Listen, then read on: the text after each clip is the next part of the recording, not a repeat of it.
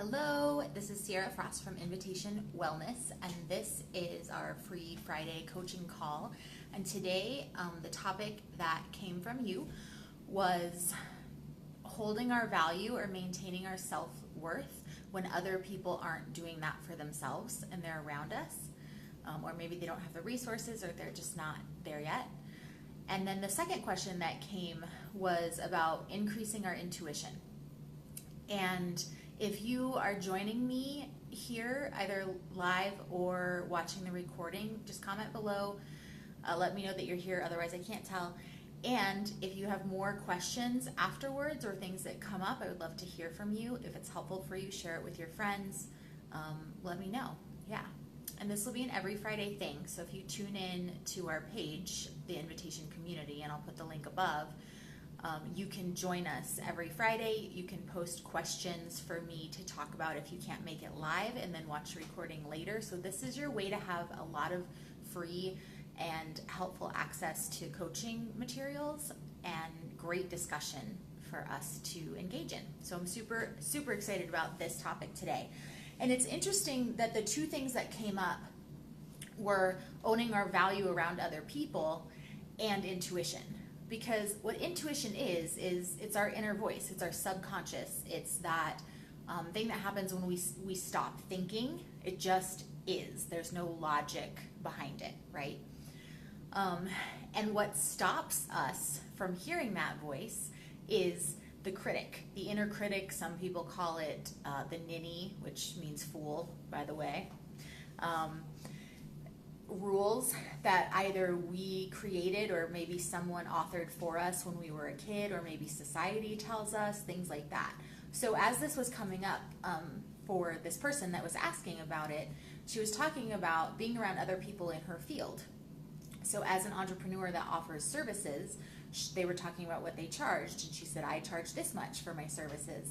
And one of the limiting beliefs or rules that this other person had was, I have to give away a lot of services before I have the amount of clients I need to charge this much money. Well, that's not really true. That's a rule that a lot of us make up, especially a lot of us who are in service industries, healing modalities, massage therapy, yoga teachers, breath work, energy work, card readings, counseling services, people who really are empathic and care very much about other people. That's why we do this work, right? Coaches, that's why we do this work. And sometimes we have this lack mentality of, I can't charge this much, people won't pay this much, or I'm not worth this much. There's a lot of different reasons why that idea might be out there, but that's what stops us from trusting our intuition. And this person was talking about, how do I maintain owning my value, because I've worked hard to figure out that this is what I'm worth and this is what I want to charge, and then when I'm around other people, that feels difficult. So first of all, increasing your intuition, and I'm going to give specific skills about that in just a minute, will help that, because you're going to be really confident, and it's going to be this automatic response of, well, no, this is my belief now, and this is where I come from, and I know it to be true, versus hearing that and then falling back into that idea of, oh wait, maybe I do charge too much, or maybe, like, is this really going to work, or all of these questions that we start to doubt ourselves, and that's the inner critic. So you really can approach this as doing that person a favor. You can tell them a story, or just flat out set a boundary and say, I've decided that this is what I want to believe. I've decided that my work, the people who have told me that they have no back pain anymore, or this was specific to a massage therapist, so I don't have back pain anymore. People have told me that their health has increased a lot, and I think that it's worth this much, and my clients are happy to pay that. And if my clients are not happy to pay that, then I really don't want them as clients. That's who I want to attract, so that's what I'm going to put out there. So you can let them know the process of why you decided to choose that. And you don't have to explain yourself to anyone. Knowing or feeling or being around someone who's confident and has that sorry, the dog is making noise, and has that idea is probably going to be really healthy for the other person, to start to question their own values. So when I started as a massage therapist, I never charged less than $75 for 60 minutes. And part of that was because I have a belief that people don't charge what they're worth. I have a belief that we tend to not believe that we are good enough or talented enough or worth it. I think that I want to be able to give back. I wanted to be able to support people who are recovering from abusive situations and reconnecting to their bodies. And to be able to do that, I wanted to charge more to people who could pay it. I wanted to attract clients that valued my work, valued what I did, valued their own bodies, and wanted to be committed to that practice and come back. So for all of those reasons and more, I chose to charge more than probably most people do when they first come into massage therapy. Because I didn't want to have that rule of, I don't have any clients right now, I'm new at this, so I'm going to charge $30 for my first 60 minutes, and then maybe just $50 for 60 minutes from there on out, or whatever.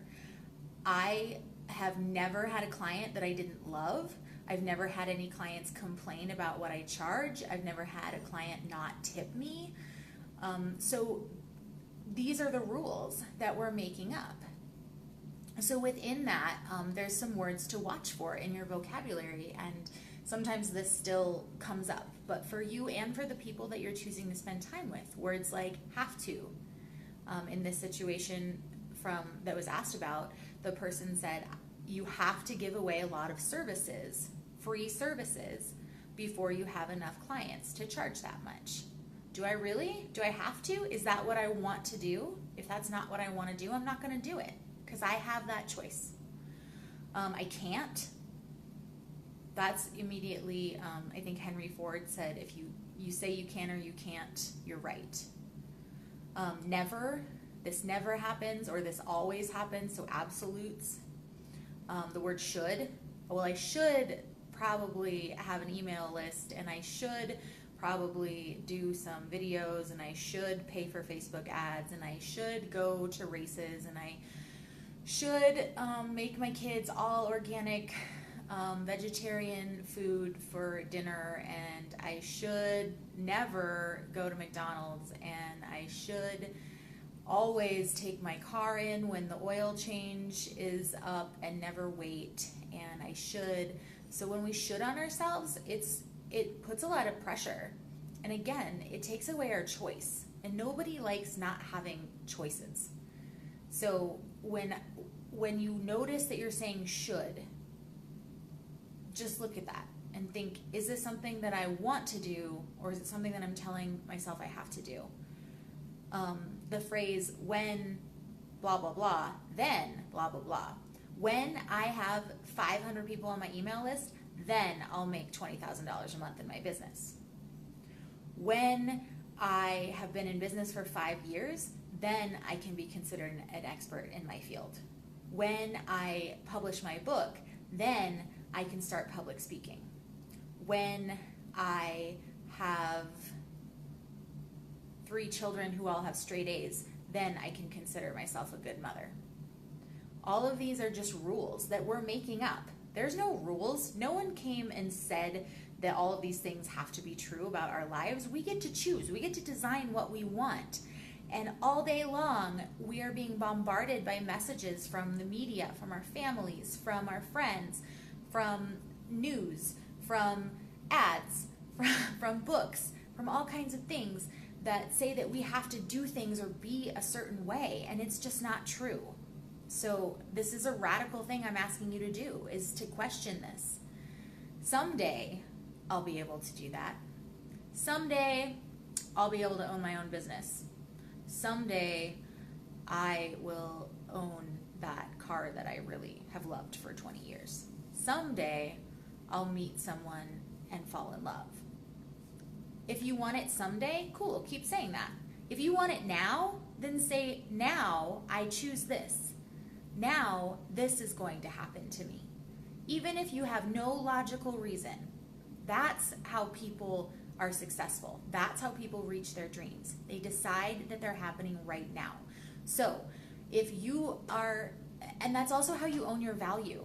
Because every time I say I have to, I can't, this never, this always, I should, when blank happens, then blank happens, someday I'll be able to do that. Every time I say that, what I'm saying is I'm not worthy of this right now. I'm not good enough. I'm not pretty enough. I'm not strong enough. I'm not lovable enough. I'm not smart enough. I'm not capable enough. Whatever it is, I'm choosing to say I'm not enough for this to happen every single time. And that's not owning my worth. So when you are around other people doing that, that's fine, no judgment, that's their choice and their journey. But be careful who you choose to spend time with. I'm not saying that you should go out and boycott every single person who is in that pattern, because I've been in that pattern before as well, and I think lots of other people have. But are these the people that you want to be spending the majority of your time with? Because if they're limiting themselves, they're also going to view you through these rules, through these filters. That's just where they're at, and that's fine. But is that what you want? So be very careful who you are choosing to spend time with, what you are choosing to listen to, whether that's music or news or books. What you are consuming affects your reality and affects the rules and the inner critic and the inner dialogue that you have. One idea that I love is to spend time with kids. Kids don't have rules. Kids are like, you can be whatever you want. You can grow up and be a race car driver and or a penguin or a tiger or whatever. Kids don't have rules. They just have this wild imagination and this great intuition, and they make choices based on what they want in the moment, and they don't have all these limitations because they haven't learned them. So if you don't have kids, maybe you have relatives or close family friends that you can spend time with. I really highly encourage that. I have a bunch of kid friends. I've always had a bunch of kid friends. When I was teaching, it's amazing. It's great to be around this energy of you can do anything and you can be anything, especially through kids' eyes when they look up to you and you're just like their superhero. That's how I want to encourage you to see yourself. And if someone that you're around isn't seeing you that way, take a step back, take a deep breath, and think of them that way. Because the root of that is they're not thinking of themselves that way. Whatever rules they're putting on you, they're putting on themselves first. So as you practice this, you're going to be more confident in what your beliefs are and changing that dialogue. And then if those people choose to, they'll have that opportunity. If they don't choose to and they want to live in that reality, you have a choice to stay and have a relationship with them and have that influence or not. That's a boundary that you get to choose. So just know of that. And so one way to build the confidence and to not have quite as much doubt come up when someone else has that old story is to build your intuition. That's where all of this is coming from. So building your intuition, there's like dozens of different ways I could suggest to you right now to do that. So I just jotted down a few things on my notes that you can do right now. You can make a list of times before in the past that you've made great choices so that you're convincing yourself, oh yeah, I do make great choices. Here's proof. Right now, logical brain or inner critic that's questioning, do I really make good choices? Make a list, because I guarantee you there's 5 things that you could think of right now of choices that you've made that are great. The second thing, similar to that, is to reflect on your hindsight. So think of a time when you had some sort of feeling, gut feeling, sense, something that you couldn't explain, but you remember it, and you went against it, and you made a decision anyway, even though you felt that. And then later on, something happened and you were like, that was my intuition and I could have trusted it. So just reflecting on that so that when that happens again, you can be like, oh wait, I've been there. I'm going to make a different choice now. And you're building your trust in yourself. Using creativity. So that can be any kind of art project, writing, painting, singing, drawing. If you are not a person who identifies or enjoys artwork in that way, you can use creativity in other ways. Cook without using a recipe, or go on a drive without a destination and just use your intuition to decide which way to turn or which way to go, and then come back. Don't use your GPS. Just go on a drive or a walk or a run in that way. So there's lots of different ways to be creative that doesn't have to be what we think of as art. Stand-up comedy, even if it's like in your living room or in your shower, you don't have to go be on stage unless you want to. But ways that you're improving things. Using Mad Libs is, when you were a kid, you did that. You can do that with your kids, or you can do it as an adult. It's really fun. Similar to that is journaling your stream of consciousness. So without editing what you're doing, just letting it all out. You can have a topic like writing your reality. Like, this is what I want. This is what's happening. And then you can put in real life things. So if I say, I own a successful business, my clients reach out to me daily, they love the work that I'm doing, they're constantly changing their lives and being more authentic, being more loving to themselves every day, telling me that. My relationship with my parents is better than ever. My relationship with my husband is better than ever. I have brown eyes. I'm 5'6". I wear glasses. I am going to Israel next year on vacation. I make $500,000 a year. I love wearing Prada clothes. I wear them when I teach yoga. Some of those things about me are true. Some of those things about me are not true, but I want them to be true. So I'm going to sprinkle in things that are very concrete. Like, I'm 5'6". I have brown eyes. I wear glasses. I'm a woman. Things that your brain will recognize as very true, because what's going to happen is when you start to write your reality, your brain's going to go, well, no, you don't. You don't make $500,000 a year. That's not what's in your bank account. So to counterbalance that, if that's too much for you to imagine and believe and just commit to, then you can say, and I have brown eyes, and that will help ease that.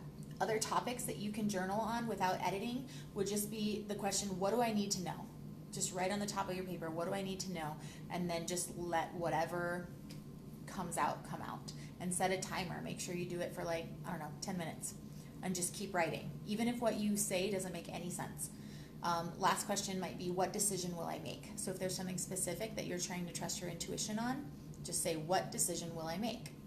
And then just start writing whatever comes up. Even if it's like, banana bread is delicious and that has nothing to do with what you're talking about, doesn't matter. You're just focused on having a constant stream of consciousness and not editing yourself, because that's when you're going to access your subconscious. That's when those gut feelings are going to come out and you're going to go, oh, now I'm aware of that. So you're moving the information from where you can't access it in your subconscious brain up to your conscious brain so that you can become aware.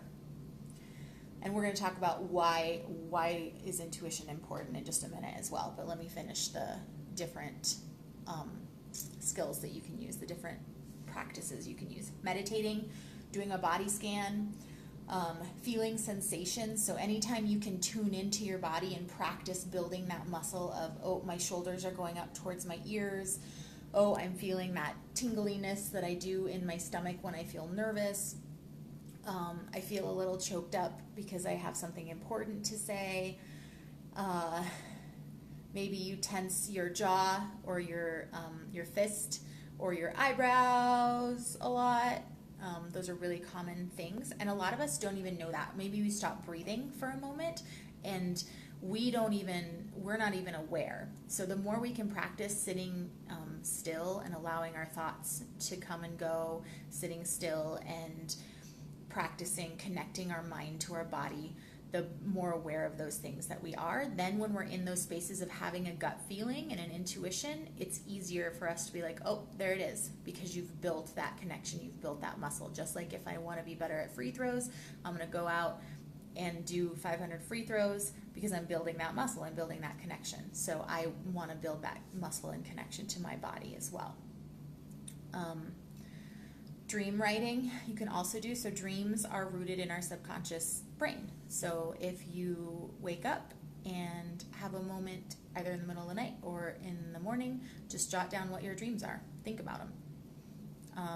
They don't have to mean what other people tell you they mean, or a dream dictionary, or a psychologist, or whatever. Like, maybe they mean something different to you, but they're coming from your subconsciousness. So just paying attention to them, noticing them.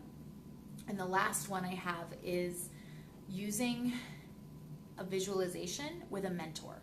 So it could be someone that you know and that you trust, or it could be someone that you don't, that is just a fictional character, or a future version of yourself, or maybe an ancestor that you really feel connected to, that is very wise for you. Whatever archetype you want to use, allow that person, just close your eyes, imagine sitting in a chair and having another chair next to you or on the other side of you, and just come there and allow that mentor to join you and just talk to them and see what their response is, and notice there, because what that is really your intuition. It's really your subconscious, and you know everything that you need to know. I'm going to say that again. You know everything that you need to know. We work with coaches and therapists and mentors and hire people to do things because either they are services and products that we don't want to make or don't want to create on our own, or we work with people because we want the process to be faster and we want to connect with them. It's not because we need them. Please never hire me as a coach because you think you need me. You don't need me. You can do all of this on your own, and you could probably go faster, and you could probably do it in a different way with a little bit of guidance if you choose to do that. That's why we hire coaches, not because we need them, but because we want them involved.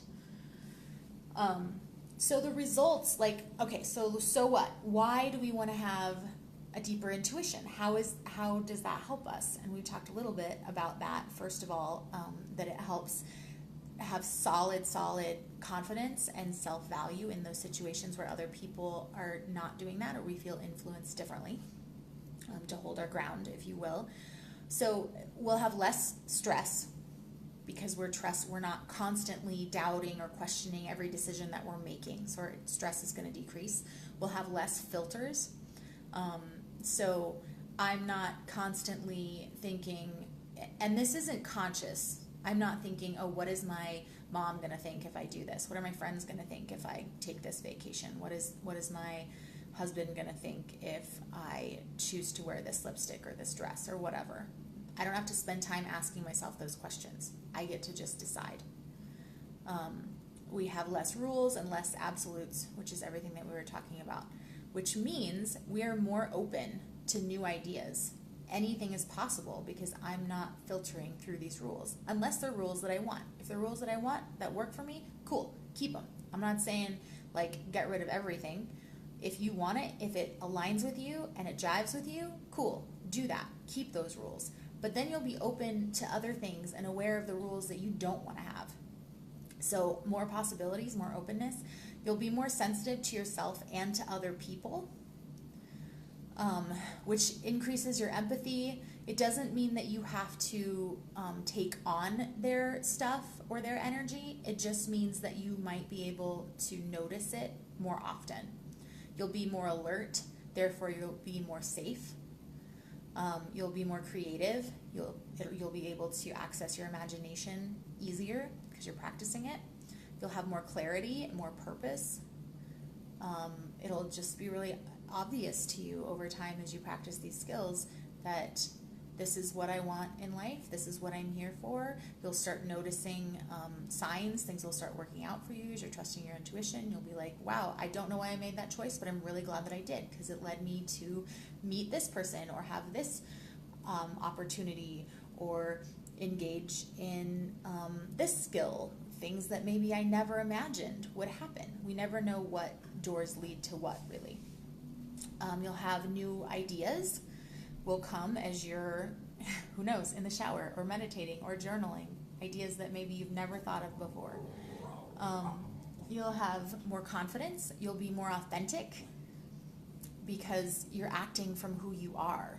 You're not filtering yourself or editing yourself through that inner critic anymore, which is the most freeing feeling that I can imagine having. That's what I wish for everyone. And the last thing that will happen within that is you'll love yourself. You'll really, truly, authentically love yourself because you're being all of you, and you don't need permission to do that anymore because you just trust yourself to take care of yourself, and then you show up fully.